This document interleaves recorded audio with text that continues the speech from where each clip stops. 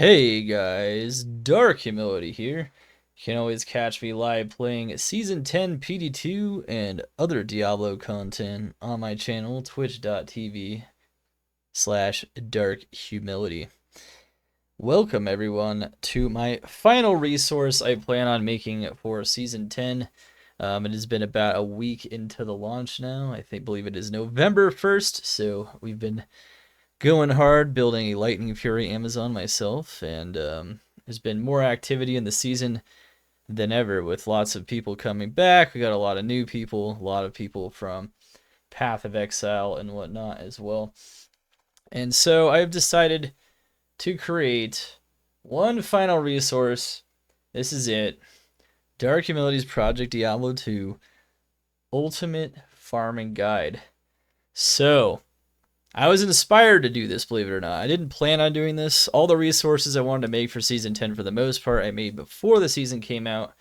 But after I was, of course, playing and farming, and people in my chat were always asking me about, where do I farm on this build? Where do I farm on that build? Depending on what build they're playing. Like, where should I farm next? How can I switch it up so I don't get bored to death? In a way to where I can still efficiently find items. Well, ladies and gentlemen, I have the ultimate answer for you guys here in this guide. So, of course, I'm going to make this a public document, just like the tier list and infographic. And this one is a bit more timeless, though. So, unlike the tier list and infographic, which does need updates every season based on changes in the game and testing and all those other fun things, this one does not for the most part. So let me give you guys a tour as to this infographic here, and hopefully you guys will find this incredibly useful. So this, I believe, will help out a lot of newer players, particularly, or even newer players to Diablo 2 in general, but also just, I don't really think it's for experts. Like, experts tend to know, like, where their best farms are based on their build. But not everyone does, and a lot of people are scared to try new builds or new damage types or to start out with them because they don't believe they can farm with them in the beginning of the game. They don't know how they would farm with them in the beginning of the game. This demystifies all of that. So this guide is generally like the core of this guide is meant to help people that have just entered Hell. They're able to survive in Hell, but they're not sure where to start farming to build up their characters and start generating wealth. Since it's still a pretty early season, I believe this can be helpful for a ton of people, especially people that haven't had a gazillion hours to just sit and grind the last week. And so, of course, I think this in general will help to inspire people to keep farming and know exactly what they're getting into. Anyway, so let's do a kind of a tour of this, kind of like I do with the infographic. So this is the solo progression guide. This is where I give a step-by-step explanation of how you should in general progress through the game. Some very high-level tips, things that I always use that get me farmed up really fast. For instance, in less than 48 hours of gameplay, I got Infinity. How did I do that? How did I trade for one of those? A lot of people have no idea how they can even start to even attempt to do that. I'd say that's not even that impressive. You could get it even faster, but it just depends on RNG and whatnot, of course. That's always a thing.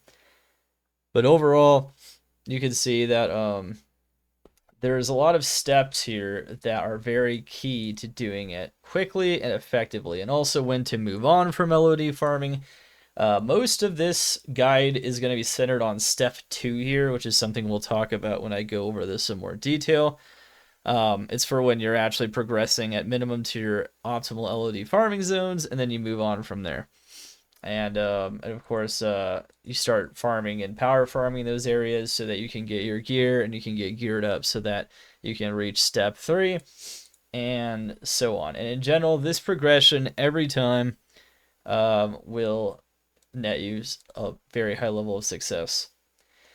Anyway, and then of course we have the farming guide key, which is where it explains each part of the actual farming guide, which is letting you know everything about the best LOD farming areas here. Each, of course, cell will correspond to the relative area. So it lets you know what this, in more detail, what magic, find, difficulty, item type, mobility, and best damage types means. And of course the rank here at the end. So that's pretty cool.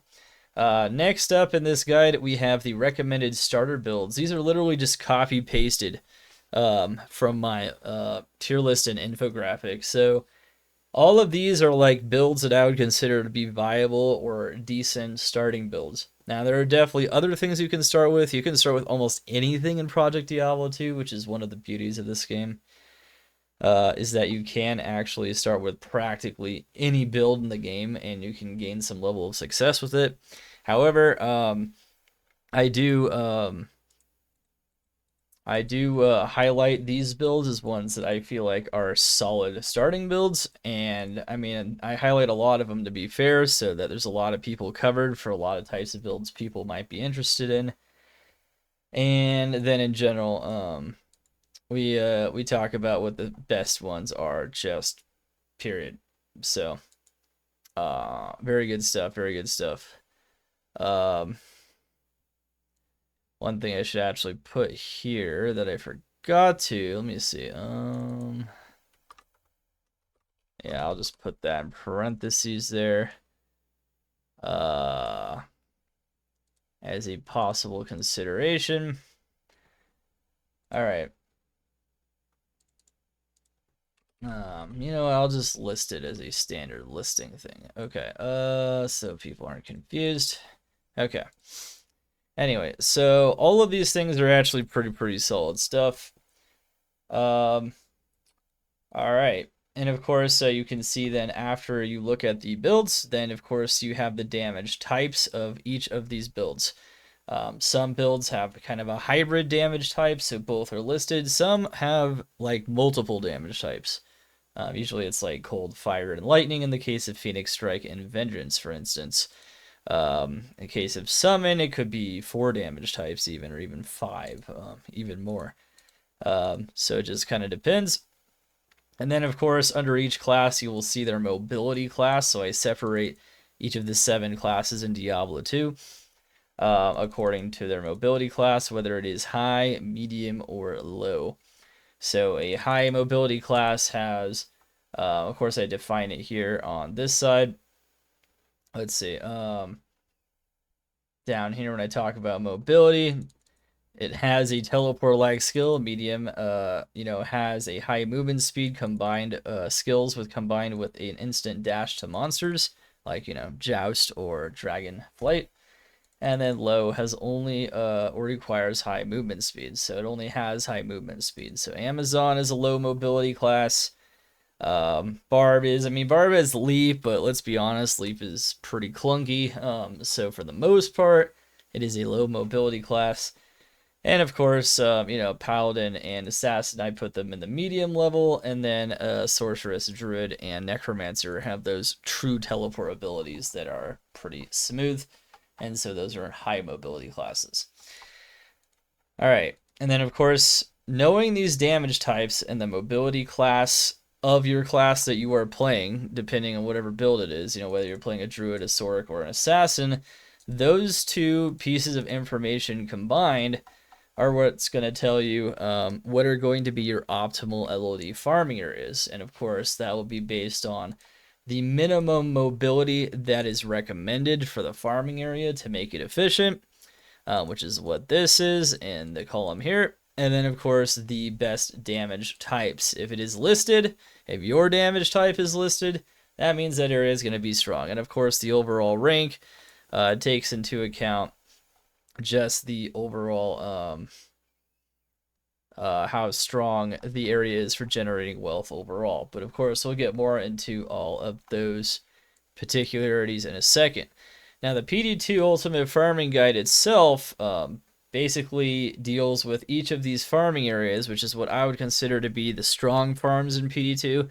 There are other places you can farm, and obviously if a random area is corrupted and it's not, so it's a corrupted zone and it's not listed here, it could still be a good zone to farm potentially for your build, but it kind of depends.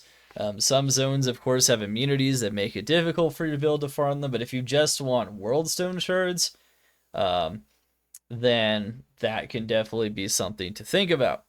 However, for the most part, besides power farming worldstone shards, all the other wealth generating activities that generate wealth efficiently in the game, these are the areas, this is what they are.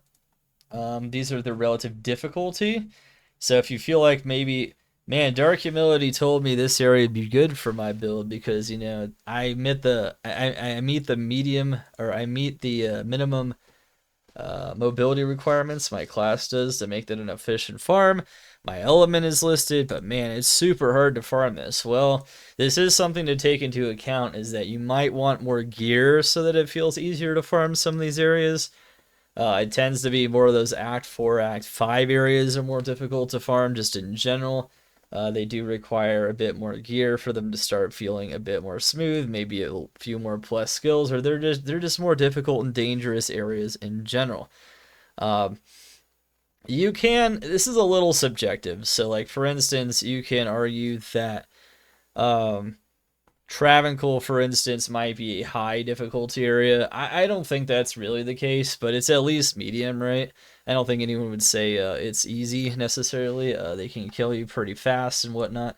But in general, it's not terrible.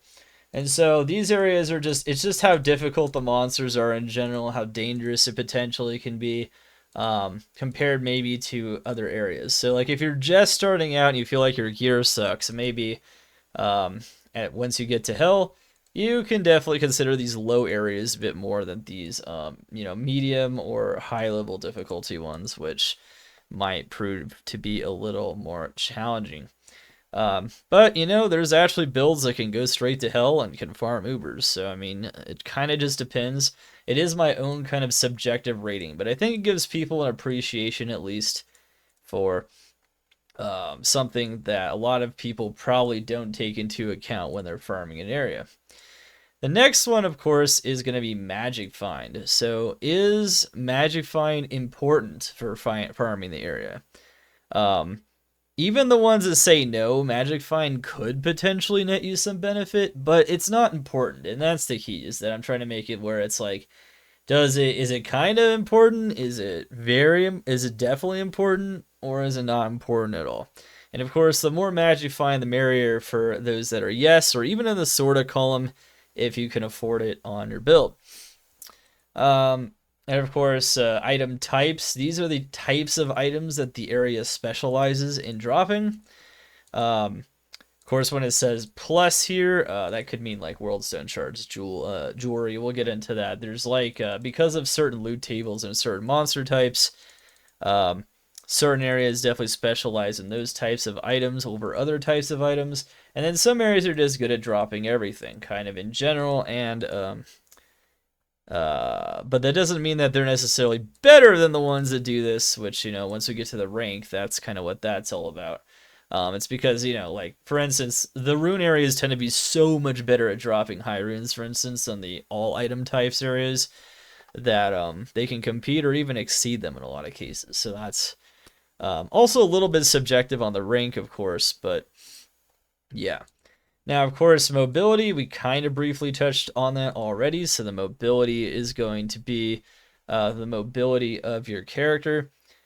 So, the minimum mobility requirement of the area. So if your class says high, you're a sorceress, you don't have to worry about this column at all. Everything is going to be efficient for you. If you, at least in terms of the minimum mobility. And of course, if it's like medium, if you're playing an assassin, you might want to avoid the areas that say high, right? So any area where the minimum mobility requirement is high and you're playing a medium class like an assassin or a paladin, these high ones might not be so good for you. These kinds of approaches just might not be super great. And then, of course, best damage types. So once again, you go here, say I'm playing an Arctic Blast Druid, anywhere where it says cold, and it corresponds to an area here. that would mean that that is a good area for my damage type in general. This doesn't mean that these are the only damage types that can farm these zones, or in this case, a status or a skill, which is find item. But it does mean that these are the best elements for that area. And if you are not running it, you might find it to be challenging, difficult, or otherwise impossible, or just not as efficient in general. This is due to the resistances of the monsters typically and the immunities, not just the immunities, but also taking into account resistances.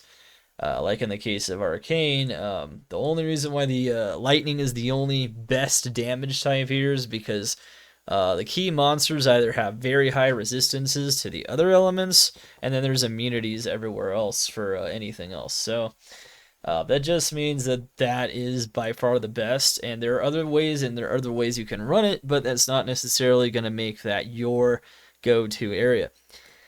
And of course, this rank on the far right-hand side here is the overall. This is going to be the overall rank of the area, just compared relatively to the other areas. So this is this has nothing to do with builds per se, but this is like relative area ranking versus other areas, and they're ranked from 1 to 3. So 1 is first-rate areas, 2 is second-rate areas, and 3 are third-rate areas. Now, just because it's a third-rate area doesn't mean it's bad to farm. Every single one of these farms is very effective for generating wealth. However, just relatively speaking, overall, if you farm the 1s versus the 3s, and that's what you spend your time doing, and you have the gear to farm the 1s effectively, and it's smooth and everything is good versus the 3s, then overall, just relatively speaking, the 1s are going to get you rich faster. And so that's kind of subjective a little bit. You know, some of these are like 2.5, like 1.5, you know, they're kind of like in between, right? You know, like maybe cows would be like 1.5 or something. So it's a little closer to being a second-rate area, but it's like, I consider it more of a first-rate area just in general. And you'll notice, of course, the top areas are, they tend to be things like really good bosses, right? They tend to be like just really broken monster loot tables like Travancore, which, you know, is combined with Mephisto and council members as well. Like Bug Duriel, of course. The best rune, charm, jewel farms in the game. You know, those are listed there. Chaos is just insane. You get a really good boss. You get really good loot tables from Stormcasters. You get multiple super uniques. It's just super efficient. And then, of course, Ubers drop Hellfire Torches and Black Soulstones. So it's I mean, it's just super good. Like Uber materials and Hellfire Torches, just really good. So anyway, that's kind of the overall tour of the Ultimate Farming Guide here. So if you want, that's all you need to view from the video. Of course, I'll post the link below, and you can leave comments and let me know what you guys think about this resource. Whether you think as a new player or even a returning player or just a player that doesn't know everything about all these different builds, like what element they are, where, you know, the best farming areas are relative to your element, you know, what areas mobility, you know, is definitely going to be important in, versus areas like one-way Arcane where it's not very important at all. You just need to have high movement speed. You know, just if you want to learn all these things about the game, especially the early LOD farm, yeah, just let me know what you guys think. I'll be posting this, of course, in the first pinned comment, and you guys can go from there. But for those that want more of a deep dive, I'll actually go over the solo progression guide a bit. I'll go over a bit more with the areas themselves as well, so you guys kind of understand what the strategy is for farming them. Most of the time it's pretty self-explanatory, like when you farm an area, what it is. But yeah, just in general, of course, I'll go over some of them. Some of them kind of have there's a differential strategy here, for instance, for Arcane, based on, you know, your mobility and whatnot. See, for 4-way, you need at least medium mobility versus one where you need like low mobility. You don't need any at all, really. Just need fast run walk. So I'll just kind of explain, like, in general, some of this as well.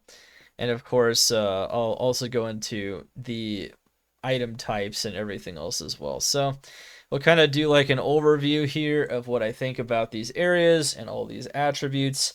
And of course,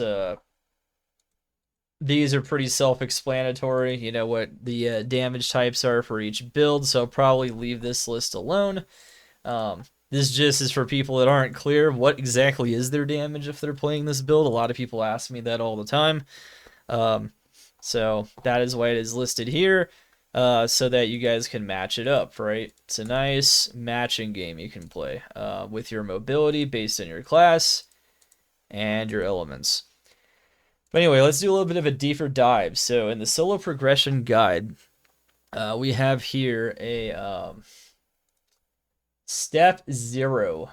So this is something that I always do every time I play on a brand new character, hardcore or softcore. Core does not matter. Of course, the difficulty, I guess, for the core does give you some sense of danger. Difficulty is not equal to danger, but it'll tell you some things relative to these LOD farming areas. But in general, this whole list just in general is hardcore, softcore. It doesn't really matter. Hardcore, you just might want to make sure your stuff is more solid before progressing to hell and possibly progressing to higher difficulty areas.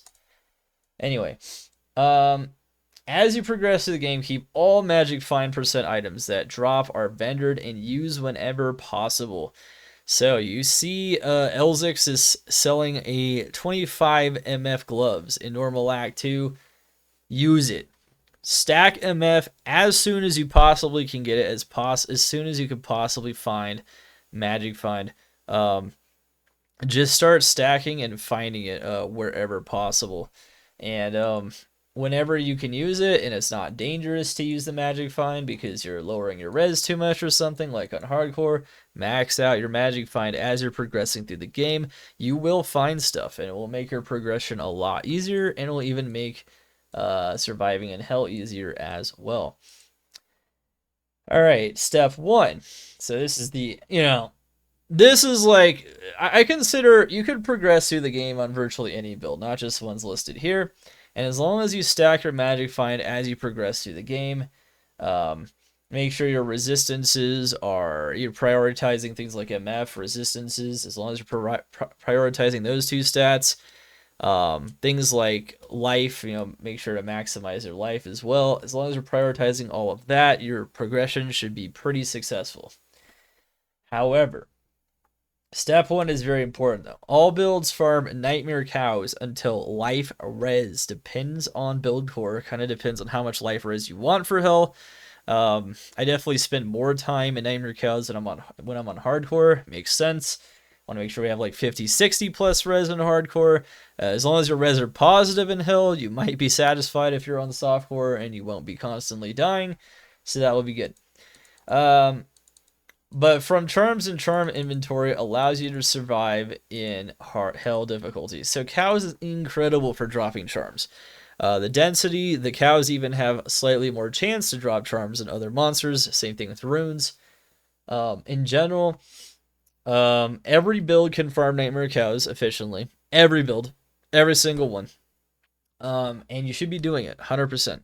Before you get to hell, this is how you survive and feel good in hell. You get that res and your life up on your first character, and you do it. I should mention, by the way, this is a solo progression guide. So if you're playing with a group, you guys can just help each other out with gear. It's a little different. But, and of course, there's other things to mention there too, but we're not going to focus on that on this guide. This is just a generic solo guide in general. All right. And how to get rich and whatnot. In a group, it actually tends to take a little bit longer sometimes to get rich because, you're all sharing gear, and even though you can kind of blast through maps and things of that nature, you are sharing it, and the player count drop rate doesn't necessarily make up for the amount of drops you can get just playing solo P5. So this is why it's like the most effective strategy, something I should probably mention in this video as well. But anyway, so yeah, nightmare cows, every build. Every time, you do that, you fill up your charm inventory with life res small charms, you will be ready to go to hell. It might take longer sometimes to actually get those charms and get those types of charms going. But of course, if you've been picking them up along the way as well, and then you also farm them in Nightmare Cows, you should have a pretty solid inventory.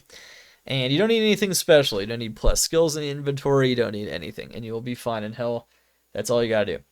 Couple of bonuses for preparing for hell. Crafting MF damage defensive stats using the amazing crafts you can make in PD2. Check the wiki for all recipes. Yes, it could be bountiful crafts for bigger magic find. It could be vampiric for leech. It could be the diamond craft, the new one, I think prismatic crafts, or brilliant crafts, I think they're called. Brilliant crafts, good for attack speed, res, that kind of stuff. All very, very, very good. You know, caster crafts, good for faster cast rate. Get those breakpoints. Check your breakpoints using the advanced stat sheet in 8. Breakpoints are also important, not just life and res. If you can reach a solid breakpoint, it will usually feel better and not worse. So make sure to do all those things and you'll be good. So that's a good bonus. Also, I always do this. Create your cow portals next to Geet or Charcy, or at least one of them. Go in and out of the portal and check for their wares. Check for belts, gloves, and boots that have res plus some other stat. It could be magic find, could be attack speed, it could be life. It could be fast run walk, depending on what your class is. Those can all be important. Fast run walk, for instance, is very important on these low mobility classes like Barbarian and Amazon for efficient farming. So keep that in mind. All right, and then, of course, this is the big focus of this entire guide, particularly the PD2 Ultimate Farming Guide. This is the big focus. The big focus of it is step 2. Once you progress through hell, at minimum, to your optimal LOD farming zones, you're just going to want, in hell, just repeatedly farm it. You can go past it, you can kill Hell Bale as a bonus to unlock corrupted zones, and you can farm those as well. And Worldstone Shards are really important currency, particularly in the first 2 to 3 weeks after launch. Maybe on software only like the first 1 or 2 weeks. Software tends to move faster as players aren't permanently dying, so they can just farm with impunity. And prices and the ability for people to get those optimal items definitely moves at warp speed in software versus hardcore. So in general, yeah, Worldstone Shards might not be as valuable quicker, but no matter what, Worldstone Shards are always valuable, because if you slam everything, even those items that aren't like crazy rare GG items, if they get a GG slam, can be potentially very useful when used for certain applications. Like even a Nokazon relic, if it gets 2 maximum all res, guess what? You have a GG declone Ami on a lot of builds. So yeah, it's just, it kind of just depends. Massively farming Worldstone Shards and corrupted zones can be very good. And note that all of these top farms, virtually all of them can become corrupted at various junctures. And so even the top farms, they can become corrupted. And when they do, if your element corresponds with it and you've got good mobility for it, you should probably hop on in there and you should farm Worldstone Shards. So that is the bonus of clearing Hell Bale, but you don't have to. Don't have to. You can just stop at that zone. I typically do this because I play hardcore, so for me, it's, progressing, doing Hell Ancients, all other fun stuff isn't necessarily the craziest thing in the world. But at any rate, progressive minimum to your optimal LOD farming zones for the build in hell and repeatedly farm them. So, based on your class's mobility and your damage type, you get to those zones. If you feel comfortable with the difficulty, and go for the highest rank ones, and you will find the biggest possible success. Of course, what it says here is to consider the area difficulty. Is magic find % important? So that's column 2. Column 3, what kinds of gear does that area tend to drop? What are you trying to farm there? This gives you an idea of, the kinds of things that are going to be big finding in that area. Character mobility class, of course. This, this fourth column here prescribes the minimum required mobility, I would say, to make it an efficient farm. So, if your class mobility is below this, I would maybe stay away from that farm type. Damage types, of course, your damage type as it matches up with the best damage types for farming that area. So once again, this is not immunities. This is not immunities. This is not area immunities. This is not area immunities. This literally just bypasses all that. It tells you just straight up, okay? In Ancient Tunnels, if you were a cold build, like Blizzard, Frozen Orb, or Ice Barrage, this is a good area for you. You don't gotta do any thinking. It tells you what your best damage types are for the area. It takes into account immunities, but also monster resistances, and also just the kind of way the damage is typically delivered by that element, just in general from kind of a culmination of different builds here that have that element. Like lightning. Lightning's got very inconsistent damage, so sometimes farming bosses with that isn't very effective. So that is something to kind of note. This just tells you straight up what the best elements are, or in this case, what one of the best skills are for farming the area. And of course, Barbarian doesn't just say Barbarian, mobility class low, it does say that it is a fine item. Fine item is one of your best tools when you're at step 2 to start power farming your gear. Step 2 is the most important step because it is the step that, of course, is the most grindy, but it's also the one that's going to make you get a build ready to start power farming the late game content, which is the maps, and of course potentially the bosses. Of course, all those things, of course, are a lot easier to farm once you have kind of built up your gear from farming in these optimal farming zones in LOD. All right, step 3. Step 3, so farm optimal tier 1, tier 2 maps for build. So this is pretty simple. Once you have geared up by farming your best LOD farming zones in general on Project Diablo II, you wanted to start farming maps. And this defines when you should go and farm the maps. So I always get this question too. Is Dark Humility, when should I farm maps? I am doing maps in 40 minutes. Should I even be doing maps, Dark Humility? Well, guess what? Boom. Right here. So it tells you one thing. Farm maps with no immunities, especially when you're kind of at an early mapping gear level. You're not going for maps with immunities. You're not breaking them super hard. You're not like overwhelming them with damage yet. So no immunities in the beginning in step 3. Check updated tier list infographic or your loot filter for, whether or not the map has your immunity.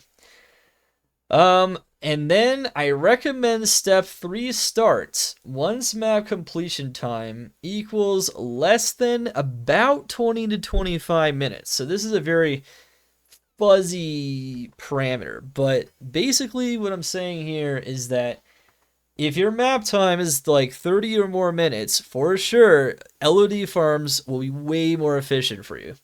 If you're still taking forever to complete a map, but you can power farm Trav and you can get like 20 Trav runs done in the same time that you can complete that one map, that map is not going to be super efficient for you. Or maybe 30 Trav runs is a better example, especially with the dot set dash home space the act number.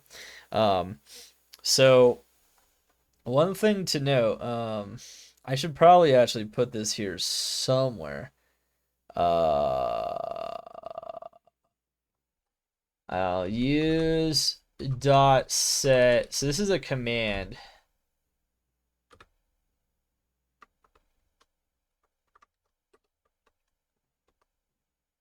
This is a command here. Let's see. Yeah, I actually forgot to put this here. Oops. Use dot set home dash home space on your keyboard and then whatever the act number is. for Act 2, 3 areas. Okay, now the reason why is because Act 2 or 3 areas spawn you in a place that is not next to the waypoint and not next to the stash. So if you're farming in Act 2 or 3 area, you want to be in Act 1 or 4 every time you re-enter the game. That command will allow you to always re-enter the game in that act, Act 1 or 4. 1 is really close to the stash and pretty close to the warp waypoint.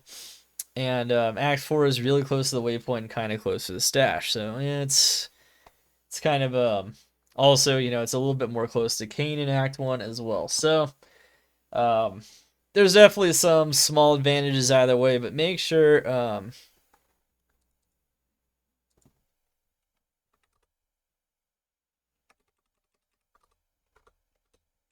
actually just put 1 or 4.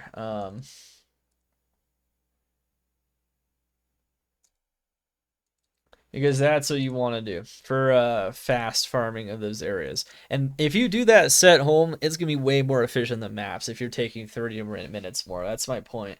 Absolutely. And all those top farming areas, particularly the ones with a rank of 1, if you're able to farm those very quickly, maps will not beat them, just straight up. And that's something I have a lot of experience in playing this mod for 10 seasons now. This is absolutely the case.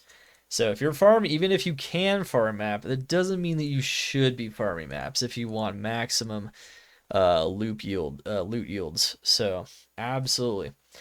Over this, and LOD areas are greater. That's what that says. Greater than, lesser than sign. You know, you get the idea. If you're farming maps at like 10 minutes, then by far the maps are going to be better than whether it's even tier 1, tier 2s.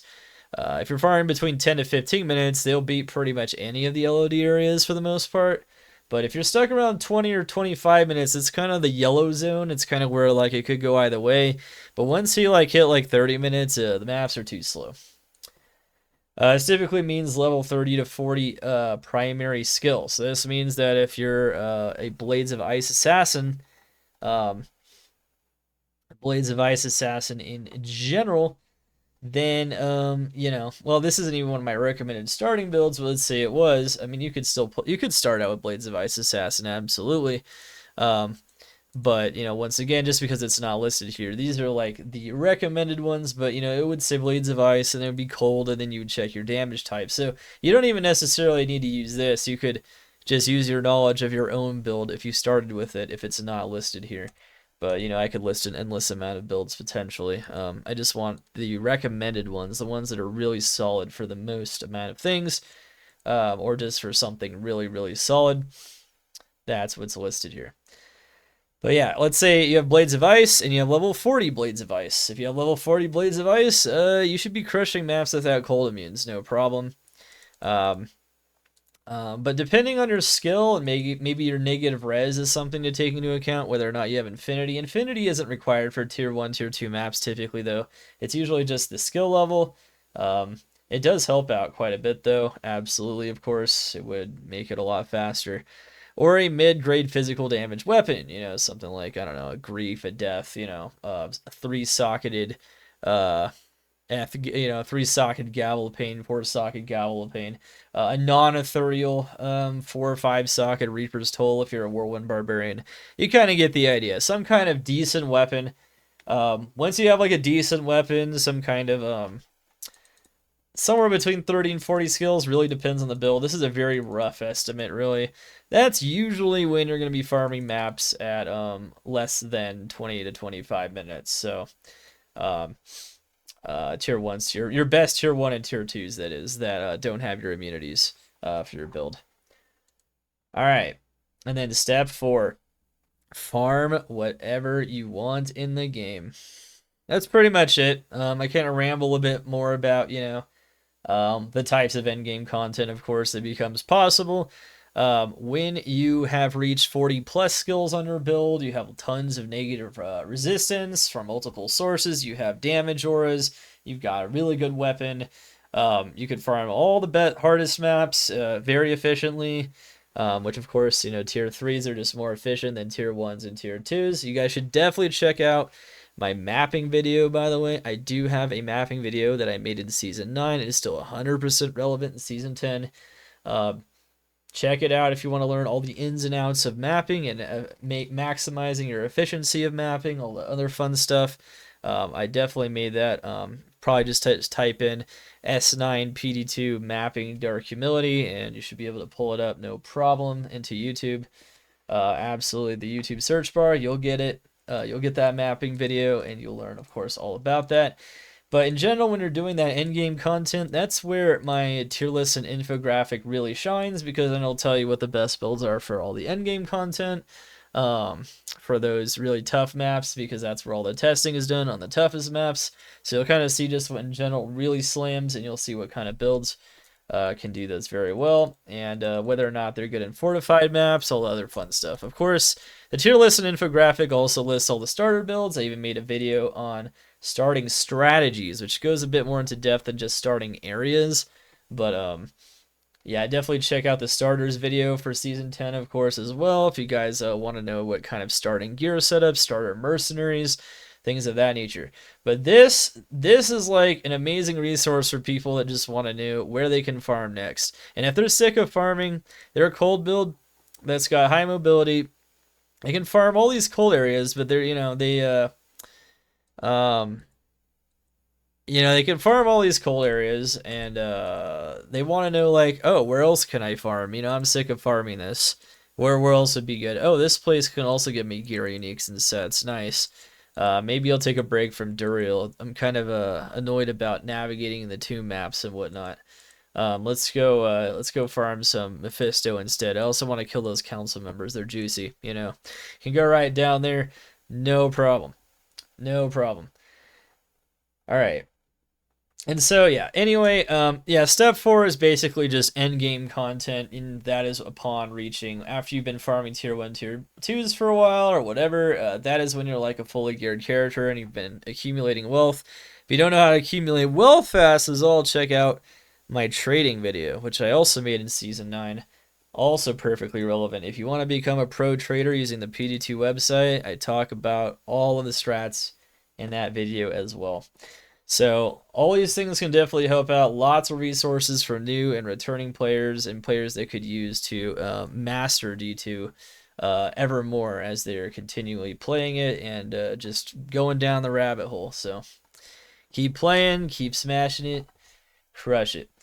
So next up, that was my solo progression guide. That's basically the order, that is the order of operations for success in Project Diablo 2 from the perspective of a solo player. If you're playing in a group, you can just smash maps as a group if you have a good team comp. Good team comp builds, of course, are on the tier list and infographic, but if you want to know, of course, those you can just progress and gather gear as you're pushing towards 99 or something. That's a little different, but this is the general solo progression. All right. And so here I kind of went over, of course, very briefly when I was doing a tour of this, but let's go into a little bit more detail. So this is the farming guide key once again. So we have difficulty.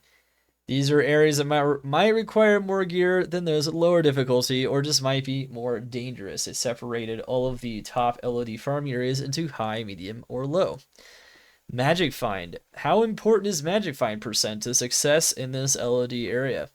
Yes means the more the better, without losing damage, of course. Never sacrifice damage for Magic Find, because then you sacrifice time, and the time, because MF has diminishing returns, the increase in time will usually lead to higher inefficiency. So don't do that. Anyway, sorta. I use the word sorta. Like, could use the word okay or decent or something. Sorta, though, is my word. If you're not familiar with English, sorta is kind of like in the middle of yes and no. It's like, yeah, MF helps, but it's not necessary, because having MF in that area is not going to get you what that area specializes in necessarily, but having it might get you some extra bonuses. So it'll get you more of those uniques and sets, maybe. MF is always geared towards dropping rares, blues, rares, uniques, and sets in general from items that can drop it. That is what MF does. So if that's not what the area specializes in, it might be a sorta, because even if it still can drop those things. No. MF neither helps nor hurts for the most part. For the most part, I definitely put that in, like, I emphasize it because that's just for the most part. So that means that it can help, it does help, but it doesn't necessarily, it's not essential.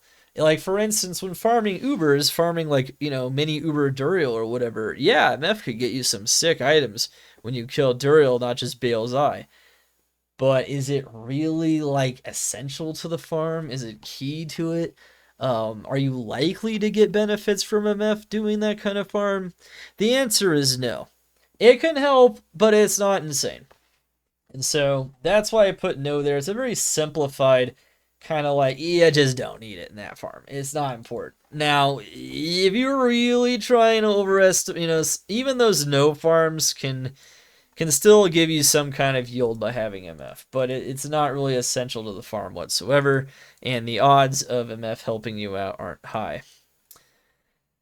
Item type. What types of items does this LOD area mainly drops or specialize in? So that's column 3.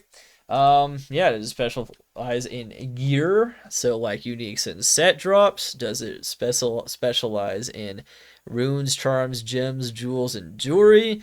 Maybe also some PD2 specific items like worldstone shards or jawbones, because their loot tables are geared toward that, like ghost type monsters like ghosts, stormcasters, and souls, for instance. If that's the case, that will be listed there. Are you mainly just trying to get Uber keys? This just tells you what you're trying to get by doing that farm. That is like the target item or items, essentially. Mobility. This is the minimum required mobility for efficient farming of this LOD area. So if low is the minimum requirement, then that means any build can farm it. If high is the minimum requirement, that means only those 3 classes that have the high mobility class, Necromancer, Druid, and Sorceress, can farm that efficiently.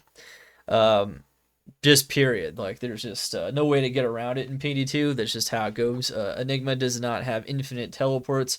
If that does change, though, you still need to farm Enigma, so this is kind of like a pre-Enigma consideration, even if eventually that does change at some point in PD2's future. Same concept. So it's found next to each D2 class in the build listing. So it's right here. If you don't know what your mobility class is on your class, there it is. And basically, and make sure your class has the minimum required mobility. So right here. If it's low, that means anyone can do that farm. Anyone can do it if it's low is the minimum. If it's medium, 5 of the classes can do it. If it's high, only 2 of the classes can do it, or 3 of the classes can do it, sorry. So it goes 7, 5, 3. Low, all 7 classes. Medium limits it down to 5 classes that are good at farming that farm. And then, of course, for high, that means only 3 classes are truly actually good at that farm and are going to make it efficient. That doesn't mean that a low mobility class can't farm a high mobility minimum requirement area. It just means it is likely not to be efficient. So that is the main consideration here, is efficiency. Best damage types. Is your build's damage type optimal for farming this LOD area? So this is the key one. There's a lot of damage types that are just not great for farming certain areas. So match your damage type depending on whatever build you're playing, including ones that aren't even listed. If you know your damage type, go for it. And then match it up with the best damage types here. And then you can see what your best farms are. And then you can even see how good the farm is overall. So that can factor into your decision making for whether or not you actually want to farm it. Oops. Okay. Anyway, there you have it. Pretty sick, right? That is pretty sick. All right. So very cool stuff, because your best damage types are all listed here. This means, for instance, this one would mean the cold, fire, poison, physical, and magic damage classes can all farm quest bugged Duriel without much problem. There you have it. All right. And then of course, let's see, rank. And of course, this is where, so rank is the best. Rank of 1 is the best. Worst rank is 3. It's only a 3 rank system. Why? Because these are all great areas to begin with. And just because an area might be quote unquote rank 3 or third rate, that doesn't mean it's bad. So if you have low build and it feels like you're struggling farming those 2s and 1s for whatever your element is, or just because your gear or your play style in general, maybe go for some of those rank 3 ones. You might find them easier. Sometimes they're not easier though. You can actually see the difficulty. Difficulty is different than the rank. So all these things are here to inform you as a player for kind of, what to decide to farm. And then, if it's got a high difficulty, you probably might need more gear than just entering hell anyway. Otherwise, it might be challenging. So, or it just might not be as efficient as it could be. All right. And of course, all listed build strats are sold, but no farm is created equal. Superior farms are worth gearing up to farm efficiently. That's the whole philosophy behind the overall rank. That is it. Okay, and now the best LOD farming areas. So let's get into what these strats are, and I'll briefly go over them and kind of just go over the strengths. I'll kind of just like read them out for you guys so you guys can understand my thought process, and that will pretty much be the end of the video. Of course, we'll have timestamps for each major section of this video, and you guys can let me know what you guys think about this awesome video. Hopefully you guys are crushing it in Season 10, whether you're playing hardcore or softcore, and you guys are beasts. Anyway, all right, so this is, once again, Blood Raven. So Blood Raven is a Terror Key boss. That is mainly what you're trying to farm, but she also drops other types of items, like uniques and sets. And I've even seen a hydrant. I've even seen one of her minions drop Burr when I killed her before. So you never know with these Uber Key bosses. There's definitely other potential things you can get from them, but for the most part, you're targeting Uber Keys. Uber Keys are pretty expensive. They're very valuable because they get torches and black soul stones. So when people kill Ubers, feeding keys to those Uber killers, even if you're not one yourself, is a very effective strategy for getting rich in Project Diablo 2. So the difficulty of this is medium. Blood Raven's pretty strong. She's pretty tanky, actually. They made her very tanky and very powerful. I don't think a minimally geared build is going to have a good time with this. Might be a little tougher. She's not like insanely strong, but she's, I don't know. It's somewhere between medium and low. I'm kind of hovering between the two, but I chose medium. It's not a, I don't want to make it seem like it's super easy to start just doing right away.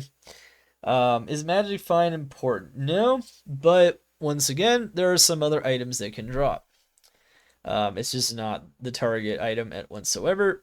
Mobility medium. So you got to go from the Cold Plains waypoint all the way to Blood Raven in the burial grounds. If you're doing that on a low mobility build that just has like movement speed, like a Frenzy on a Barb using Frenzy, or using just the Run Walk on the Amazon with all the other Run Walk options, it's going to be kind of slow. It's not going to be the greatest, but you can do it. You can do it. Even those low mobility classes can do mediums okay. It's just, it's going to be a little more of a struggle, and it's probably going to be not the greatest efficiency. And then here, of course, because all of her zombies are lightning immune, that makes that kind of problematic for that particular farm. And has a rank of 3. It's not the greatest farm in the universe, but, farming those terror keys and farming those other things is very consistent wealth that you can definitely count on.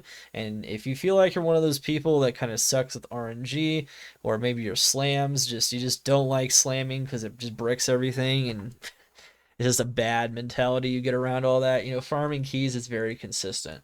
So once again, even those third ranked farms can be very good for you. It just kind of depends on who you are and a lot of other factors. All right, next up will be the pit. Of course, the pit being in the Timo Highland. You have to go from the outer cloister waypoint to the pit. So it's going to be a medium mobility requirement. I don't think a class with low mobility is going to necessarily like this farm super much. You can do it once again. I think I've even done it before, like on an Amazon. But you kind of have to walk through the door. You gotta like, you could use a teleport staff to get over it, but it's a little janky to even get to the pit. Once again, this is also assuming random maps on the PD2 live servers, by the way, for mobility. If you're on single player, you could farm a perfect map that makes these medium mobility requirement areas a low requirement area. No problem. It's just online, this is kind of how it is. Most people play online, so that's what mainly assuming here. Just to give you guys another idea of my assumptions behind this, is that you're loading into a brand new game and the pit could be anywhere. And that can mean deep into Mo Highland, and that can be, could be a long trek. So medium mobility doesn't require anything insane. Something like charge or burst of speed on assassin with dragonflight, charge and joust, that'll be okay. That'll be fine. You should be able to farm the pit pretty effectively. All item types. So runes. I should honestly say most item types because it obviously can't drop torches or uber keys. But when I say all item types, I mean like gear, runes, charms. Everything you can imagine is pretty balanced in that area, and it's got a pretty equal chance of finding GG things or of pretty much every type of item. Magic find. Yeah, of course it helps in the pit. Finding more uniques and sets from the elite monsters you kill, absolutely. Pit generally is a difficulty of low. Since you're, of course, when you're solo farming, you're farming players 1. Monsters don't have high HP in the pit. They're very easy to kill, and in general, they can kill you, but it's not crazy. And usually, it takes an extreme circumstance, like lots of archers. You just gotta watch out for archers, and in general, it's a pretty easy area to farm.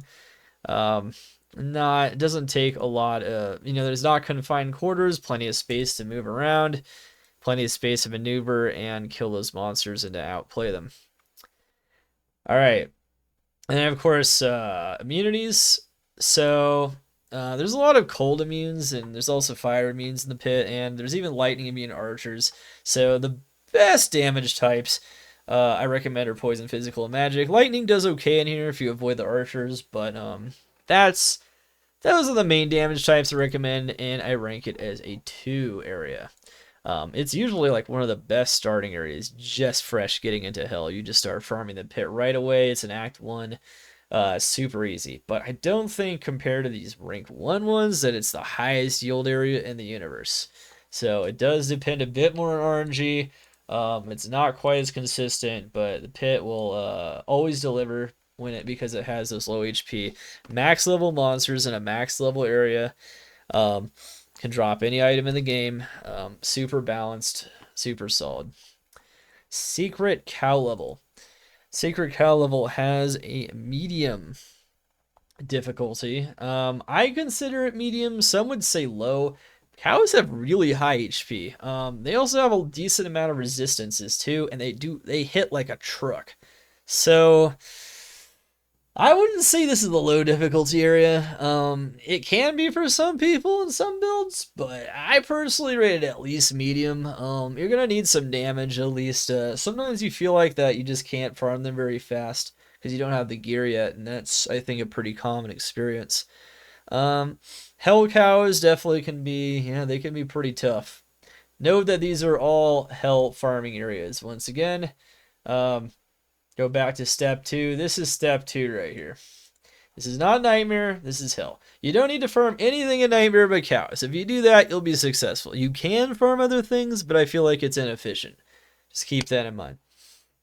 All right. And then, of course, it specializes in runes, charms, jewels, jewelry, and gems. Worldstone shards, but it definitely can drop GG uniques and sets. And, of course, it can drop really good bases as well. Cows is very balanced, but just emphasizing that it does have higher odds for those runes, charms, and jewels, and of course up to Zod rune, and of course the best charms. So definitely really good farm for these types of items. And of course this is one of the reasons why Nightmare Cows is so good as well, for those early game rune words, obviously for your charm inventory as we mentioned, and everything else.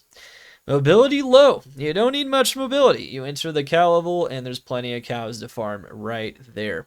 The only hard part is getting to the leg.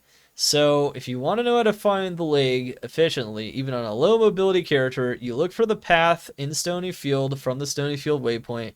You follow the path to Rockiniju, and then you get the Wurt's leg towards the end of Tristram there.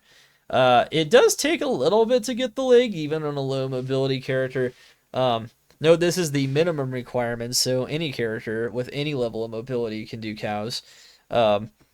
But note that on a low mobility, it might take a bit to get the leg, but once you have the leg and you create the portal, the actual killing the cows doesn't require hardly any mobility at all. So there you have it. You can argue that maybe that makes it more of a medium, but I don't think so. I think low mobility characters benefit a lot from farming cows, so I'm going to keep it like that. Cows have a lot of magic resistance. They also are a little tougher for those lightning builds, the early game lightning builds. Maybe not the late game ones, but the early game ones to kill effectively for the most part. That being said, I did limit it to these 4 elements as usually being the starting elements that might want to focus the cows. I put it as a rank of 1. Hell Cows is insanely efficient for farming GG items, including puzzle boxes and some of the best items in PD2. It is very good. The density is a very big component to what makes an area good. The fact that they have no absolute immunities as well, unless you encounter certain elite cows. Really strong area. All right, Countess, Terror Key, very similar to Bloodraven. Definitely can be difficult down there. Lots of powerful, dangerous monsters in the tower cellar. Magic Find, once again, for farming keys, not important, but keys aren't affected by MF. However, if you have Magic Find, when you do kill the Countess or surrounding monsters, you can get more benefit from maybe finding other really good items from her. So it can help, but your primary target is the Uber keys. Mobility, high.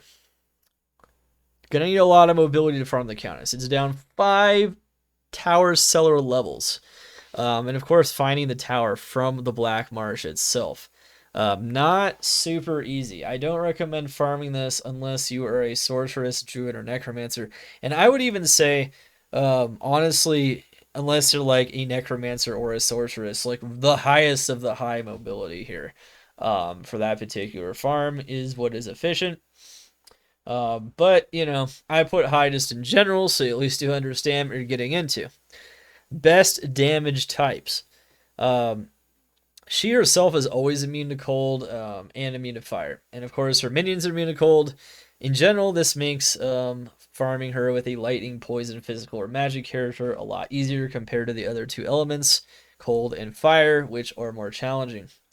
Rank of 3. Once again, most key farms aren't like the most efficient farm overall, but it is very steady wealth. It is very predictable wealth. It is wealth that doesn't require insane RNG.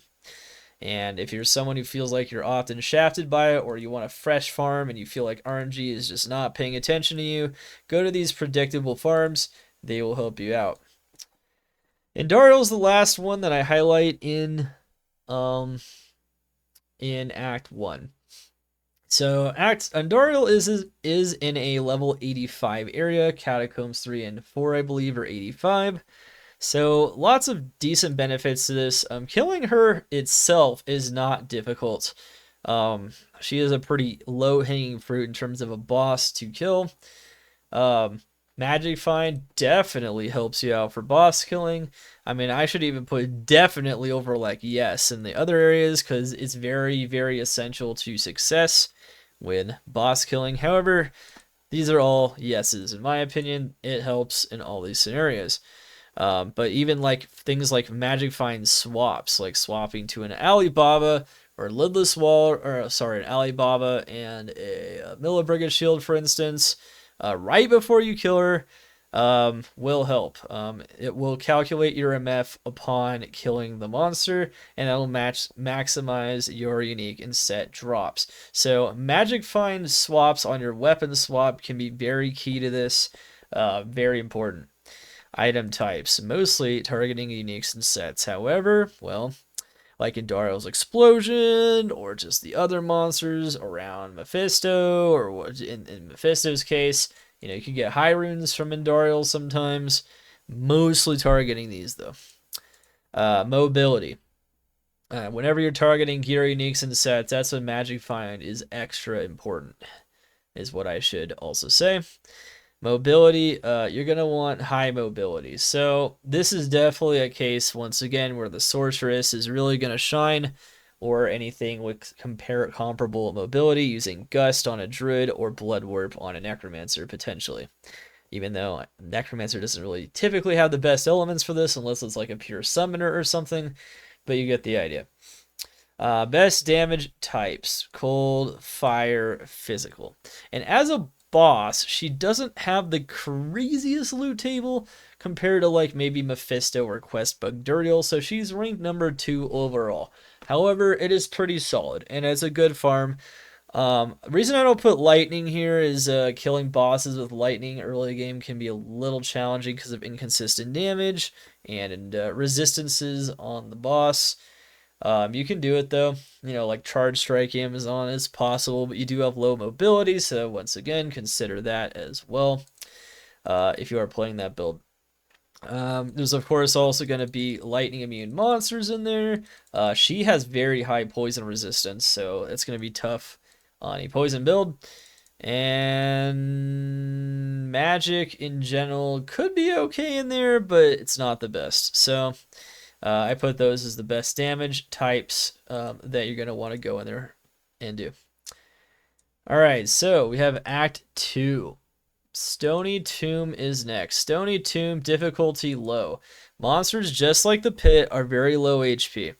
And they can be dangerous, but it's not the most dangerous area in the world. You do gotta watch those multiple element combinations. Conviction Aura in there can be very dangerous with beetles. But the difficulty of killing the monsters itself is low. I do tend with my guides, by the way, of course, to default to prioritizing them for softcore, as softcore is the vast majority of the player base. So when I say difficulty low, the hardcore players might complain to me and be like, no, that area can be very dangerous. And you're like, yeah, it can.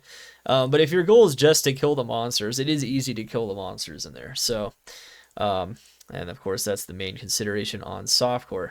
So I do kind of default to softcore guidation, if you can call it that.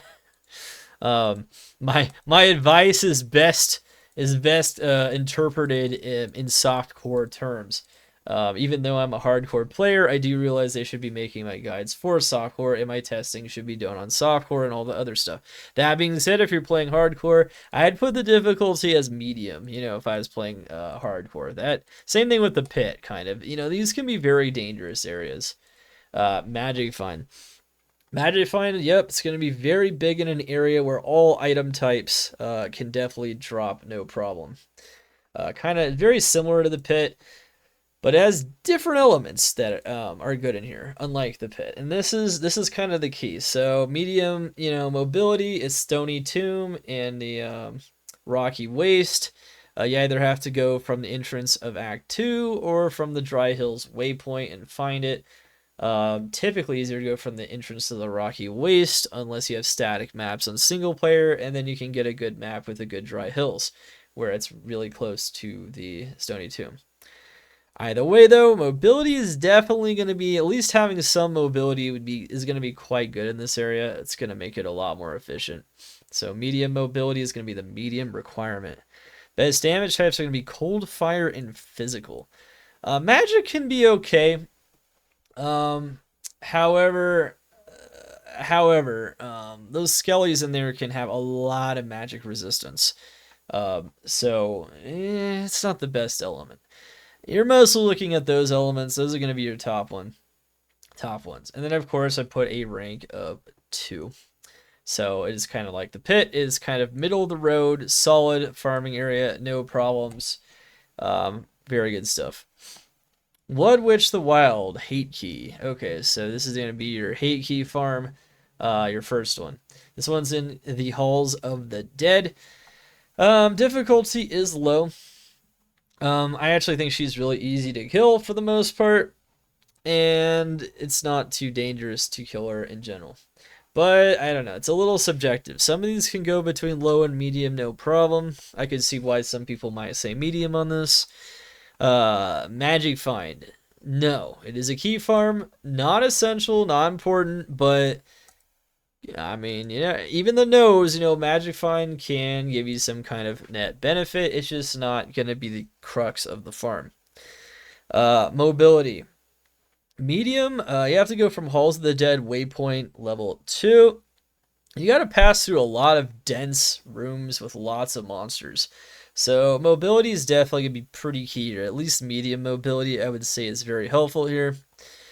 And your best damage types here are going to be fire, physical, and magic. She is immune to cold always, and often immune to lightning. There's lots of lightning immunes in that tomb, which might just make things frustrating for a lightning character. And I believe there's lots of poison immunes as well. I could be wrong on that. Poison might be pretty good in there as well, but if I remember, they're at least highly resistant to it, so I'm not going to put it there without total knowledge. I'll admit there are a couple of these I'm a little fuzzy on, but I know off the top of my head almost all of these, and I have done research for almost all the other ones. This one, I don't know, poison could be okay maybe, but I wouldn't consider it a top element in there. Those elements will have more success, and of course as a basic key farm, just somewhere in the middle of hell. It's a rank 3 farm, but it is very consistent. Of course, they're also going to have the maggot layer. So maggot layer, I put difficulty medium on this one. It's very cramped, tons of beetles, lots of different immunities. It's a little cramped in general, like trying to use your abilities. It's not the easiest area to farm in. And if your gear isn't very great, you might find it hard to plow through these monsters that are very high damage types and some other just very annoying monsters in general. But once again, I can see why some people might say that's only a low difficulty area. Magic Find. Yes. Yes. It is just like, it's most similar to like a stony tomb or a pit. All item types are going to be dropping in there. Even have super chests in there, so there's even a little more emphasis compared to maybe like the stony tomb and the pit to farming those high runes. So that's actually kind of nice. Just a nice side note about the maggot layer that makes it pretty good. In addition to being a max level area, just like stony tomb and the pit, so it can drop any item in the game. And then, of course, medium mobility. You gotta find the hole from the far oasis waypoint. And as all of us guys know, finding the hole can often be challenging. You're gonna at least need some mobility for that. And of course, best damage types are gonna be fire, cold, and magic. Magic will absolutely shred this area. Nothing has a lot of magic resistance in there. Same thing with cold and fire for the most part. The immunities in here are physical, poison, lightning. Yeah, so anything that's not the immunities in there tends to do pretty well. And rank of 2 as a max level area with lots of super chests and packed full of monsters. Pretty solid farm. So if you're a fire build, I really like this as a fire, particularly fire builds. I feel like do very well in the maggot layer, but even the other 2 elements can do very well in there and crush it no problem. All right. Ancient Tunnels. Ancient Tunnels is another top area in Act 2. Difficulty generally is low. It is kind of like Stony Tomb and Pit, lower HP monsters. Oh yeah, I forgot to mention that for medium on the maggot layer, those maggots can have quite a bit of HP. So that is something to consider, is that they're not all low HP monsters like they are for the most part in Ancient Tunnels, Stony Tomb, and Pit. So it's a little tougher, but Ancient Tunnels is another max level area. It is in Lost City. through a hatch. Pretty easy to find, but once again, might take some mobility to find it. On BattleNet, you're going to have to look around for a specific house, and you're going to have to find it and go in and then farm it. All item types, Magic Find helps, just like those other types of areas we mentioned. For the most part, I consider this like the ultimate, like, solid farm for a cold build. It has always been that way, even since Lord of Destruction, like for Cold Sorceress. And of course, as a medium mobility, you can tell that just higher mobility in general thrives in here. Sorceress is going to have a great time farming this. With a cold build, there are no cold immunities by nature, except by elites having certain stats, but that can always happen in any of these areas, causing a new immunity to show up in any form, which means you might want to skip the monster. But for the most part, cold damage, very good. Every other damage type in here can have problems. High poison resistance at the very least in there, potentially. There's poison immunity, there's magic immunity, there's fire immunity, infidels, there's lightning immunity from the from those mages, and there's a decent amount of physical resistance as well on high damage physical monsters. So I could put physical cold, that's kind of what I was thinking of doing, but I'm just going to put cold. I think for the most part, if you're a cold element, that's definitely a solid place. If you're any other element, I would kind of stay out. It's not a super great farm. Rank is 2 though, once again, pretty solid, balanced max level area that can drop everything with pretty good farming efficiency. Alright.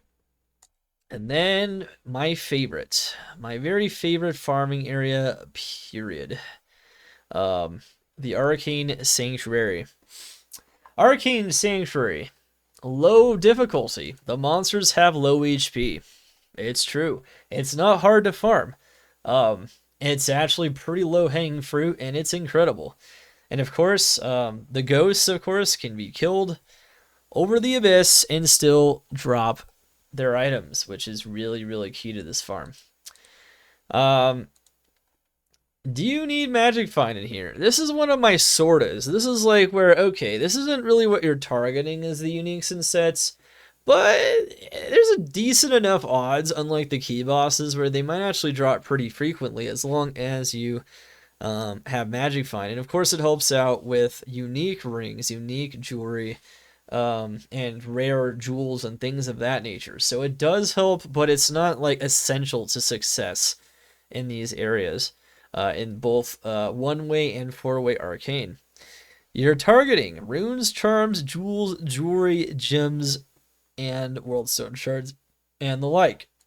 The ghosts have those special loot tables, but you also have 8 super chests throughout all 4 of the directions. So super chests and clickables in general are very good at dropping these types of items. This is why you don't need Magic Find, because charms will drop if you have 0 Magic Find at the same exact rate. So will jewels, so will runes. You're targeting these items pretty heavily in here, so you don't actually need that whatsoever. Okay. And then, of course, depending on whether you're doing 4 or 1-way, this is what people like to ask me all the time. Why are you running only 1-way on your Lightning Fury Amazon or your Lightning Strike Amazon? It's because Amazon doesn't have good mobility. So you have no blinks, nothing. So overall, those like portal areas or stairwells or balconies and some of the other directions in Arcane can be pretty difficult to navigate. What I do instead is I do 1-way. I guess I should specify flats. So you only do the flat side. That's it. Once you only do the flat side, you'll have the most success with those low mobility characters. Of course, even a high mobility character can do the 1-way strat just fine with set dash home, of course, setting it to set dash home space 1 or whatever for act 1, and make sure you're always re-entering the game and going into act 1.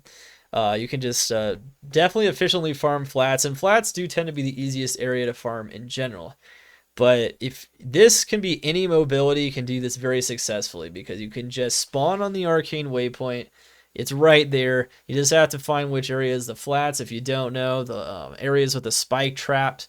If you can see a spike trap or a lightning spire, and you see it's like pretty flat and straight though, straight ahead, no stairs, that will be the correct direction. You might have to run around in a circle from the waypoint to kind of check a little bit each side, and then you can pick the right side and you can just farm that over and over and over again. This season I've found Sham, Burr, um, in under 48 hours of farming. Vex as well in under 48 hours, 3 gold runes, all that other stuff. So tons of runes. I found like super GG jewels, definitely traded all those. I found charms that I'm using, just crazy ones, 14 life for all res. Tons of life res charms that are usually very expensive on hardcore. It's really crazy for those kinds of items. And the thing about those items is it's not very RNG dependent either, because you don't need to slam them. There's no slams required. So there's no double RNG, double threat. You don't have to find the item and slam a good slam. No, you just have to find the items, and they're always going to be valuable. That is one of the benefits, is particularly these rune charm jewel farms, like cows and arcane and things of that nature, is it's very, very reliable. Obviously, if you're doing 4-way arcane, you're going to need at least a medium mobility. I'd actually say high mobility is probably suggested, though, if you're going to do those stairwell areas, and then you can reload the game, of course. And either way, lightning is the element. No lightning immunities. However, there's also no magic and poison immunities, so some people might be wondering why I don't suggest those. Of course, the ghosts are physical immune, so that's a problem. But I don't suggest those because the ghosts themselves, which are the primary target, you either kill everything else from collateral damage or you ignore them and just target the ghosts in these farms, or you just clear everything on a lower mobility character and it won't matter because you just blast through the monsters. But either way, lightning is going to be the best because the ghosts are not only immune to physical, but they have high magic, high cold, and high poison immunity, or resistance, sorry. And then there's also cold immunes as well in the area. You can do arcane on like fire or cold, particularly if you have high pierce on cold, and just target the ghosts. You can absolutely do this. It's just that lightning by far is the best element because you will kill everything, even without much gear, and that will give you an advantage for just finding things, even from things that aren't even the ghosts, from the collateral damage or the other monsters that you target to kill the ghosts, or that are around the ghosts, or whatever. The specters, as they're called in Arcane Sanctuary. And either way, this farm is crazy. It's definitely one of the best farms. I've power farmed almost everything in the beginning of a ladder, and I have an arcane data sheet. If you want to type exclamation arcane data in my Twitch chat, once again, twitch.tv/darkhumility, you will see you can pull up a 5,000 run data sheet that I've done on this in LOD. It's still the same area for the most part. There's even more advantages in PD2 because there's wider paths. The ghosts can drop loot when they die over the edge. That didn't happen in the original game. And overall, in terms of being a currency farm, it is nuts. Definitely a high rank farm. It is definitely up there with all the classic GG farms. So definitely put it in your repertoire if you don't know about Arcane Sanctuary. And also, one thing that's unique about it is lightning builds are usually left out of the conversation when it comes to being a starter build. But when it comes to most things, because they don't have that many super strong areas, they got, the newly buffed Pit of Acheron, they've got Eldritch and Shank being a really good area for them. They have key farms, right? Where they can kind of do anything, for the most part. Like, Nilithok isn't even super ideal for lightning, but you can do it pretty well on lightning, blah, blah, blah. I leave it out, though, because it's not even the greatest for D-key farming, really. It's just not either Isuel or Nilithok, but like lightning doesn't have that many areas that are really good for it, as you can see, because of the really crazy damage range on lightning and all that other stuff. But when it comes to certain areas, particularly this one, this area puts lightning builds on the map when it comes to starting, but not only on the map, but makes them very strong starting strategies. Otherwise, if this area didn't exist, lightning build starting out would be a real slog. So, a slog, but you'd be farming like Eldritch and Pendle or Eldritch and Shank for days and hoping they drop you a Chamrune or something, because that's or you'd be farming keys. That's pretty much it. That's pretty much your options. So very important to note. Anyway, I did talk a lot about that area because I'm pretty passionate about that one. I've done my own data on it. You know, I've even published a study on it. I have a video of it on YouTube, of course, as well, of my 5,000 runs. It's not a PD2 video. It is LOD, I believe, but it's pluggy. But either way, I do show you guys the power of Arcane, so you can always check that out. Of course, I also have PD2 videos of me just finding a Burdoon or whatever it is, so you can see just how strong this area is and what it does. Anyway, no problem whatsoever. Okay, so all right. Let's go into Summoner. So this is just farming the Summoner in Arcane. It is an Arcane Sanctuary. It's in one of the 4 ways randomly. And because it's in one of the areas randomly, getting to him efficiently is going to require high mobility. Otherwise, it's going to take forever. Absolutely. You're looking for Uber keys. Since you're targeting keys and the odds of getting other GG items aren't super high, Magic Find is not important. Difficulty is low. He's very easy to kill. So, yeah, pretty easy farm there. Any element can kill him with practically no issues. However, because of the surrounding monsters, you might want to consider maybe going for, once again, lightning or something. Just because it's easier to kill the surrounding monsters in Arcane. Rank 3. But, you know, the collateral damage from the ghost can get you high runes. I'm almost teetering towards like rank 2 on this one. So it's, you know, just farming H keys isn't bad. People do typically need terror and D keys a bit more though. So at least in terms of like key value. So that is something to consider. Definitely something to consider. All right. Okay, so Duriel quest book. All right, let's talk about this one. So this can change for sure. If this changes, I'm just going to remove it from the list because it won't be an efficient farm anymore, and the meta will be back to Mephisto, probably for boss farming and for Andariel for easier farming. However, when it comes down to Questbug Duriel, this could be something they just make not possible in future seasons. I could see them nerfing this. It is very powerful. So what does quest bugged mean? How do you do it? And why is it so powerful? Let's talk about this one. So basically it means not completing the quest.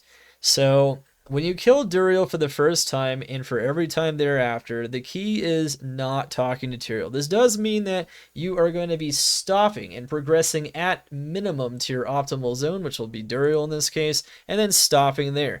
You will not be activating corrupted zones. You won't be doing any of that. Don't worry about the World Stone Shard areas. Duriel is your zone. That is where you'll be stopping. That is going to be good stuff. And you're going to be farming gear incredibly fast because a quest bugged loot table, when you complete the quest, when you kill any of the bosses, the quest completion gives you improved odds. And Dariel has them built in, so she's always quest bugged, but her loot table isn't nearly as good as Mephisto's. But the thing about Duriel is his loot table is basically Mephisto's loot table. But if he's quest bugged, where you can't actually keep Mephisto quest bugged, once you kill Mephisto, the quest is over. When you kill Duriel, it's not. You have to talk to Tyrael. But if you don't talk to Tyrael, that means every time you kill him, you'll be getting his quest loot table, which is improved. That means no gold. That means no stamina potions. That means no, what other random things? Bolts, you know, just random garbagey stuff is all out of the loot table, which means that it's only going to be like, you know, uniques. It's only going to be like armor and weapons and things of that nature, runes, gems, only the best possible items remaining.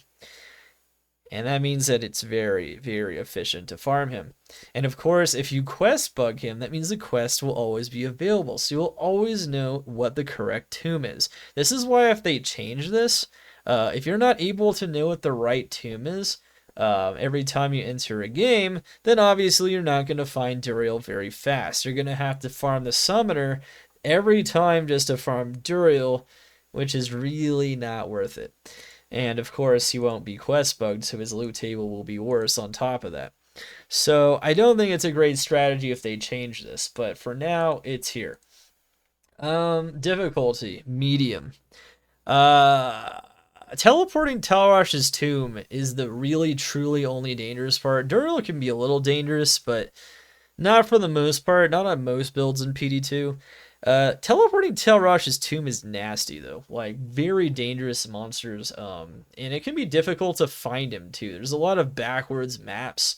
Kind of difficult things somewhat going on in there. It's not like insanely difficult, but you get the idea. Like, I don't think it's the easiest farm to execute. And on hardcore, it's actually just straight up dangerous. More dangerous than teleporting Durance, I'd say, by far. So definitely keep that in mind. Magic Find. Magic Find. Oh yeah, definitely very important. Whenever you're looking for uniques and sets, once again, it's going to be very, very crucial. Making sure you get those maximum yields off of quest bug Duriel.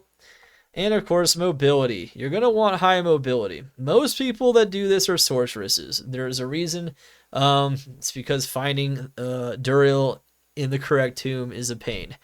And it takes a lot of teleporting. And in general, if you're any mobility that's less than a druid, I wouldn't even attempt this, honestly. Best damage types. Cold, fire, poison, physical, magic. Yeah, pretty much anything that just kills Duriel effectively. I would even, honestly, I'm actually going to take out cold here because he has a lot of cold resistance. So kind of like in Duriel has a lot of poison resistance. Ideally, you actually you farm with fire, poison, physical, or magic damage. And fire typically is what most people choose. Something like Inferno Firewall, for instance, is a solid build for this. Rank 1. It even has an argument for being the very best farming strategy right now. Hands down. It is still competitive with the other rank 1s, I think, but because of how easily you can farm GG sets and uniques from him, including Arachnid's Mesh and things like that, it's definitely up there. It's definitely like a very prime farm, if not the best farm, which is why it could get nerfed at some point. Just keep in mind that could happen, and then this spreadsheet will be modified appropriately. Alright, I think that's enough about quest bugged Duriel. I think most people get the concept. Better loot table, don't talk to Tyrael. Yeah, never talk to Tyrael until you're ready to not farm him anymore, and then that's once you're ready to farm maps, you're done farming them. There you go. Act 3, Player Jungle. And by the way, this is a resource you can use in any season. I will update this if there's any tiny updates, but for the most part, it probably won't need many updates. This part of the game stays pretty consistent. Every once in a while, for instance, lower cross super chest farming and like seal popping and chaos, those used to be farming strategies. They no longer exist, and so they're not really here anymore. You get the idea. If I have to remove any or add any, I doubt I'd ever have to add one, but like this one, for instance, it could end up being garbage at some point because they nerf it to being the quest is complete upon just killing Duriel instead of talking to Tyrael. If they do that, that strategy is over in my opinion, but yeah, you can just definitely take that into account for sure. So we'll do that.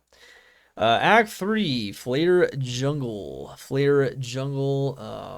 Difficulty low. Very low HP monsters. Lots of flares, high density. This is a density farm.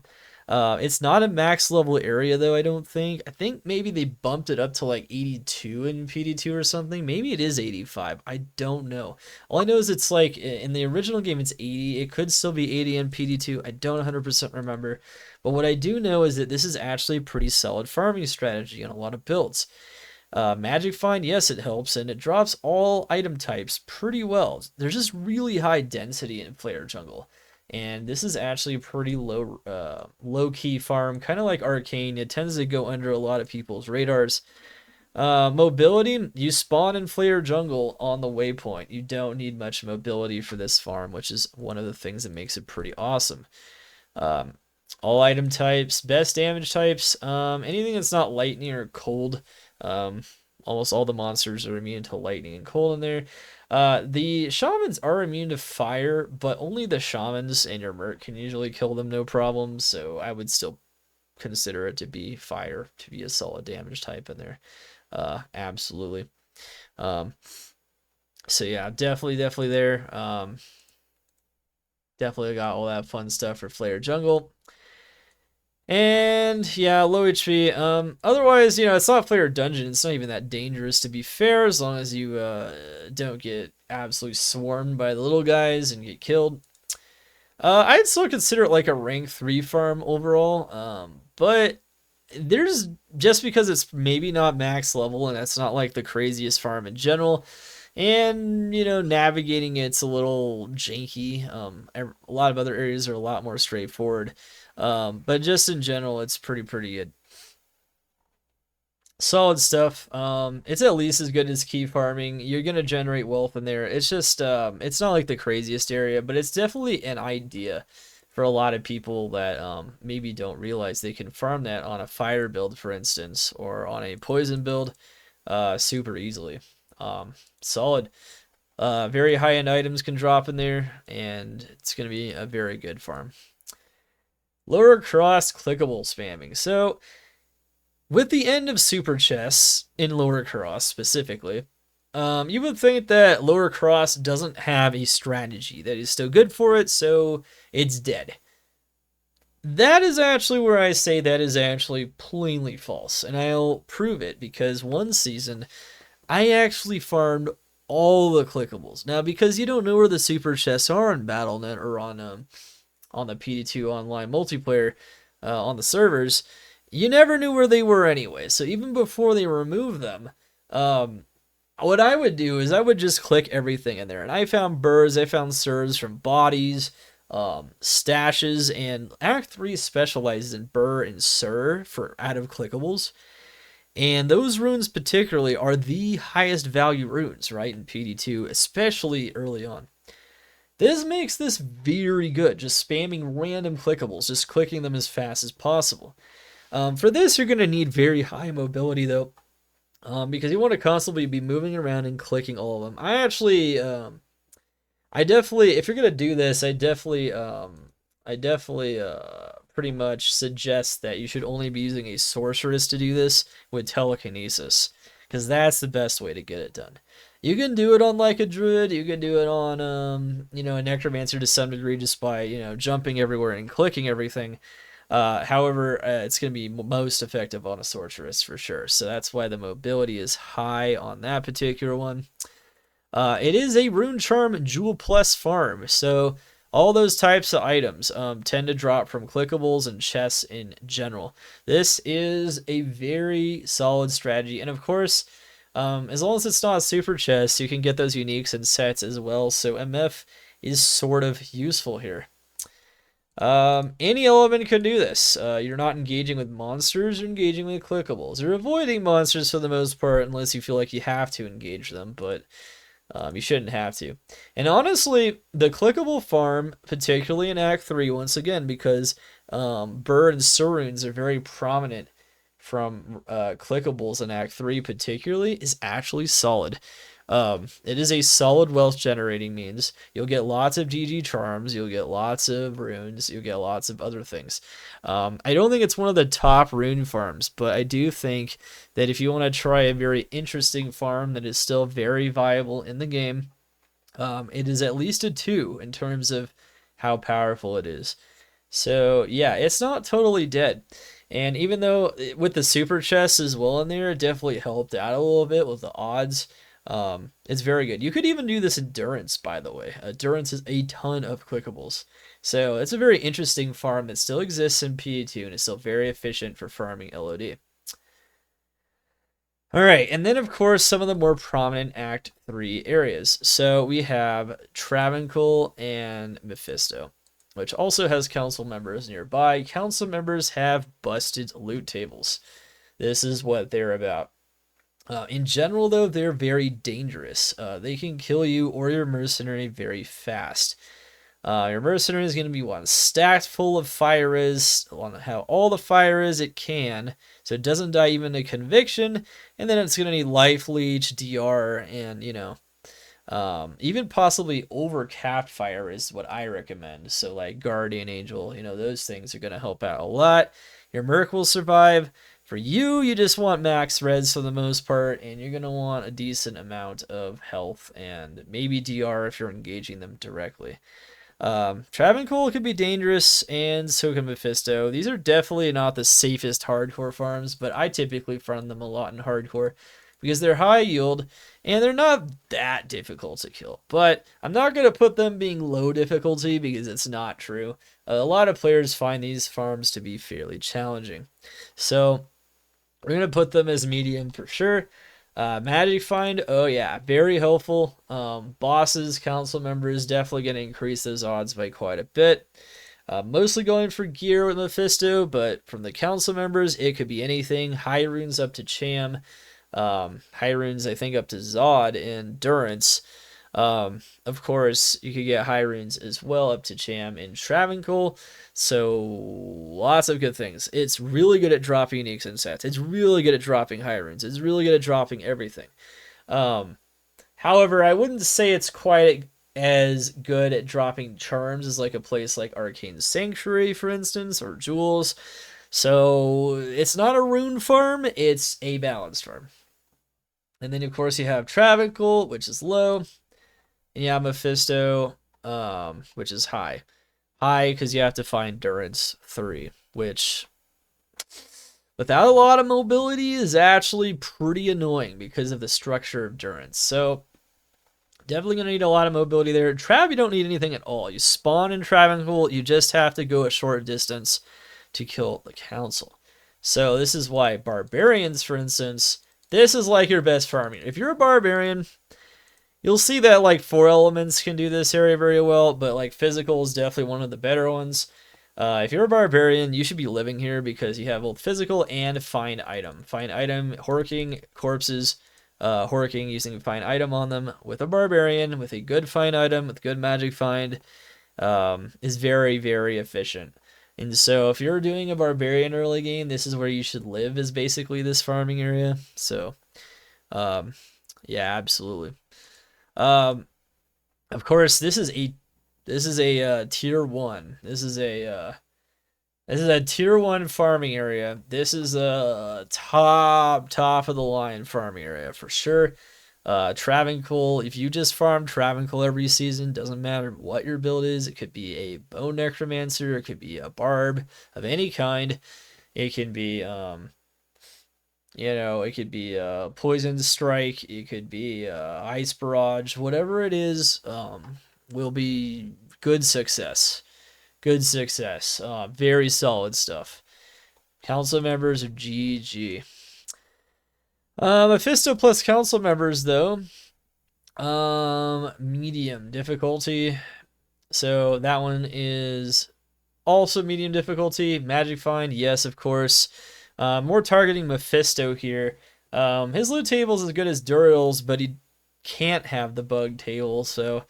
But he is, in a lot of ways, easier to get to. It's definitely you spawn right inside of Durance instead of... You don't spawn in the tomb. He's a little easier to get to. You have the council members and their loot tables that are around him that you can kill while you're killing him or just after real quick. There's a lot of advantages to farming Mephisto, even over Duriel, and he is also a tier 1 farm, of course. And lightning and poison aren't really the best for killing him because of his resistances and otherwise, and just the difficulty of lightning dealing damage. But for the most part, most people use cold and fire to kill him, so just as a talking point. But for the most part, that's pretty much the goal. All right, we have Act 4 and 5. We're getting close to the end here. We have Izual, which is the first destruction key.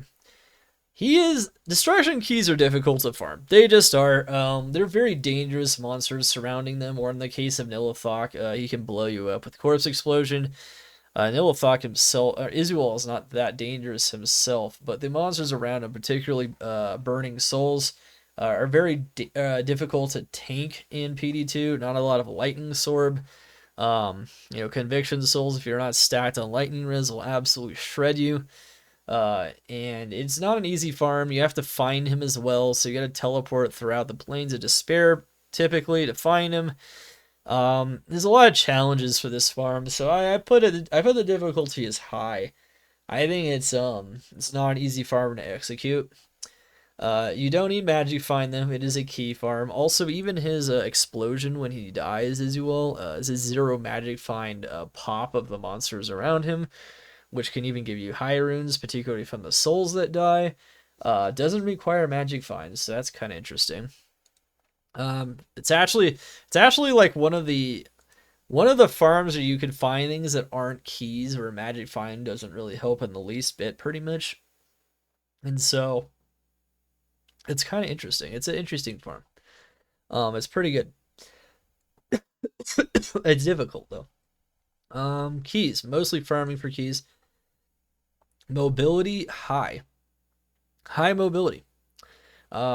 Gotta find him in the Plains of Despair. You gotta go from the city of the damned waypoint. You're not doing this in a low mobility character very easily. It's just not gonna happen. Medium even is gonna be challenging. Overall, it's a rank 3, but given that it's also kind of like a low tier rune farm because you pop him, he's honestly almost a rank 2 farm. I don't know.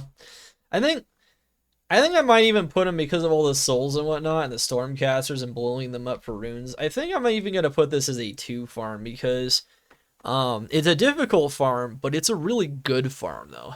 Low key, like a solid farm. I'm gonna actually rank it up there. I was gonna leave it as a 3, but after thinking about it while making this video, I was on the fence, but I don't know. Like, Israel popping is really not bad. It is a solid farming strategy, not just for D keys. So, and that's pretty cool. I mean, I could even put like Uber keys / runes, charms, gems, but you get the idea. And your loot filter, what's really great about PD2, when you pop him, your loot filter will tell you what drops around you somewhere. So, and of course the map will show it. So, that's pretty cool. Chaos Sanctuary Diablo. So there used to be seal popping. That's not a thing anymore. When you pop the final seal, the monsters that are remaining don't drop loot anymore. So don't attempt to do that anymore. That does not exist in PD2 any longer. It hasn't existed since, I think, season 5 or something. Season 6 maybe. It is a high difficulty farm. Chaos is very dangerous. Chaos is packed full of difficult monsters. High HP monsters as well, not low HP monsters. This is definitely a little bit more of a, once you get more plus skills, this farm becomes a lot easier. Also very dangerous and hardcore, of course. Yes, Magic Find is going to help you a lot in here. We have Stormcasters in Chaos, not nearly at the density of the ghosts in a place like Plains of Despair or Arcane Sanctuary, where it's easy to farm them. But, of course, you could get runes, high runes really up to Zod, of course, max level area. You get all the gear that you could get from Diablo, the super uniques, the elites in there. Very balanced area. Mobility. Medium. You gotta go through that short stint kind of through river to get to Chaos. It can be a little annoying to get through there on a low mobility character. You could still do it. I don't like that. I definitely prefer to have a medium or higher mobility class for farming Chaos. And even though you could do like cold element, because Oblivion Knights aren't that frequent, there are a lot of them and they are cold immune. I definitely think the best elements for farming Chaos, hands down, are going to be physical and magic builds.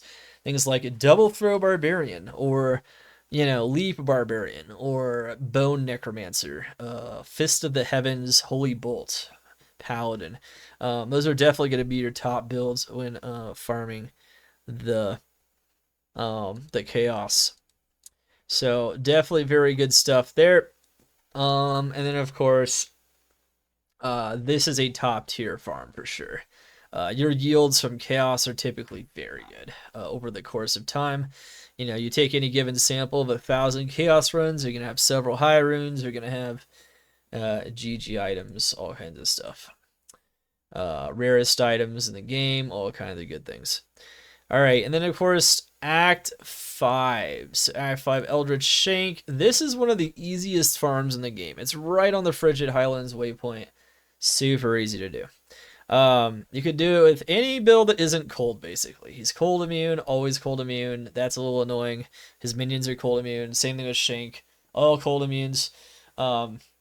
Cold immune, definitely wouldn't do it on a cold character. Any other character, I'd do it. Don't take any mobility at all. You just got to get down the waypoint. Heck, if you set home to 4, you're set. But even you could stay in Act 5 if you want as well, because it's not that big of a deal to stay in Act 5. It can go either way. I put it like that as well. 5 is definitely an area if you're going to repeatedly farming Act 5. Setting home to 1 or 4 can be beneficial, so you can make this farm even faster. Of course, we also have low mobility gear, mostly farming, so it's a super unique, always drops 2 items of magic or higher quality, which is really good. And that's one of the benefits of power farming a super unique. You also always know where he is, right next to the waypoint. Magic Find helps, and overall he's actually a 2. Yeah. Him and Shank, the Shank explosion as well. People get hydrants pretty fast from this farm. It's pretty good. If you are like a noob that has no idea what you're doing and you feel like your mechanics aren't great, this is like the perfect spot for you to farm. Like, perfect spot. Like, Eldritch is super simple. Super simple. It's really hard to mess up farming this. There's a lot of other things that might be a little more challenging. But this is super simple. Even plowing through density like Flare Jungle can be a bit more challenging. This is just, it's very good. It's a very simple farm. Not many problems dying or anything of that nature. All right, and then a lot more difficult farms coming up. So we got 2 new ones actually in Season 10. I would have never added these to this list. But in Season 10, you have the new Uber item dropping in those Act 5 portals, one of them anyway. So 1 out of the 3 drops here. The last area I don't have on here, which is the Infernal Pit. And that's because every immunity can spawn in there. So farming that as an LOD power farm in the early game just doesn't seem like a good idea to me. But these other 2 are actually pretty solid. Abaddon, Pit of Acheron, you know, one of them never has magic immunes and one of them never has lightning immunes. So if you have one of these elements, you can farm these for the new material, which I think is probably worth something because I don't imagine too many people farming these areas all the time, especially once more people get to maps. So that's definitely solid. And if you're like a late starter, this could be a way to get a lot of wealth. You know, just like farming Primeval Souls from Diablo typically is. Pretty solid. I should mention, by the way, the Primeval Souls from Mephisto and Diablo. Definitely another bonus in their loot table that is worth quite a bit typically, which is a Diablo clone material. So that's also very nice. But anyway, pretty good stuff just in general. But yeah, let's go back to Abaddon and Pit of Acheron's. Abaddon's in Frigid Highlands. It's a red portal. It's somewhere in the center of the map, but it could be anywhere down that whole length. Same thing with Area Plateau. Pit of Acheron's in the center, somewhere down that whole length. You have an Area Plateau waypoint, of course, as well to access that one. In general, though, you're going to need at least decent mobility because you're going to be impeded by walls, actual fortifications. And so if you're on one of those leap or just faster run walk builds, low mobility, I think farming these areas can be pretty challenging sometimes. Unless you're on, pluggy on single player and you have a waypoint right next to the red portal, which could definitely happen. And in that case, this is no problem. All item types, yeah, the way they buff them is they made it to where there's even more elite packs in these portal areas, and there's more density than the pit. So they're quite strong as a max level area farm. They're really good. They're max level areas. Magic Find is very good. But you'll notice that the elements that can farm them consistently without infinity are actually quite limited. And so these elements can be very good in here, and that's basically it. Otherwise, these areas are challenging, and you're going to need more gear, pretty much mapping level gear, to farm them otherwise with any other element. And then rank is 2, because, yeah, they're pretty good. Pretty solid. Pendle Skin. Pendle Skin is another super unique in that it can drop almost any item in the game. He used to be able to drop every item in the game for those OGs that know Pendle Skin. Pendle Skin is medium difficulty because he's dangerous. If they charge at you, you can die insanely easily. But otherwise, he's pretty simple to kill, just like Eldritch and Shank, and also pretty easy to execute. You will have to complete the Anya quest, though, to unlock the portal. Magic Find, yes, definitely very helpful as you're mostly targeting the gear from the super unique, item types, gear sets. Mobility is low as well, so you don't need much, just have to run through the Act 5 town. In this case, you will have to run through the town, though. The set home is not going to help you. May as well set home to 0 and make sure that you're always spawning in Act 5 when you're farming him. So it's not quite as accessible as Eldritch Shank, but he's got a lot higher level of items in his loot table, like Talrash's armor, that Eldritch and Shank cannot drop. So that's a pretty good. That's what makes him better than Eldritch Shank potentially. Fewer elements that I think farm him effectively, though. They are poison immune and magic resistant to some degree, even though magic is okay in there, and also can be lightning immune, even though lightning can also be okay in there. So these are the optimal elements, but I would be open to farming it on practically anything almost, except for probably a poison build. And then rank is 2, so smack dab in the middle of being one of those out of all the strongest LOD farming areas in general. And of course, Nilithok, Destruction Key, he blows you up. Dangerous monsters like Charger Zombies in there. He can be cursed. He can amp you. There's witches in there as well. There's snakes that do a ton of poison damage. Yeah, it's pretty dangerous, pretty hard. He can also be immune to 3 different elements, and they rotate all the time. And so this is why I think the best elements to farm him with are the ones that he can't be immune to. And that is the most consistent. Those are going to be the most consistent elements, and then 2, and then medium. So solid stuff. Medium mobility, you always know where he is based on the Halls of Pain waypoint. You know how to find him. There's 3 configurations, and then if you check the hallway where there's 2 paintings on the wall, one in front of you and one on one of the sides of the hallway immediately, that is where he is. So you don't need a high mobility character, but you will at least need some mobility because he's pretty far away most of the time. And you get the Destruction Key, but he can drop any item in the game himself, and his minions can drop high runes. So is Magic Find sort of helpful here? I would say so, because you can find a ton of very rare items in this very high level area. And then there's Ubers. Ubers, once you have 3 sets of D keys, T keys, and H keys, 3 each, 3 by 3, you can open the Uber portals, and the Uber portals will give you potentially blacks. I think you always get a black soulstone now from every Uber in Season 10.